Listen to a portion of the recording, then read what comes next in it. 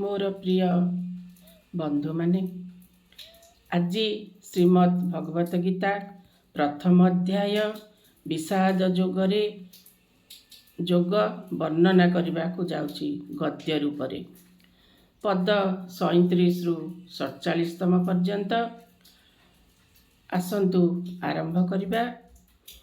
जय श्री कृष्ण। विषाद जोगरे अर्जुन युद्धभूमि रे निजर आत्मीय स्वजन गुरु गुरुजन पुत्र पौत्र शाला संबंधी मानकु देखि युद्धर भयावह परिणाम चिंता करी थरिबाकु लागिले। लोम टांकुरी उठिला, देहरे बेपथु सृष्टि हैला, हाथरू गांडीव धनु खसी पड़िला। से भगवान श्रीकृष्ण को ए युद्ध करिपारिबे नाही बोली कहिले। युद्धरे आत्मा मानंकु मारिले कुलधर्म नष्ट हेब, स्त्री माने दूषिता हेबे, वर्ण संकर जात हेबे, पिता पिंड पानी न पाई नरकगामी हेबे।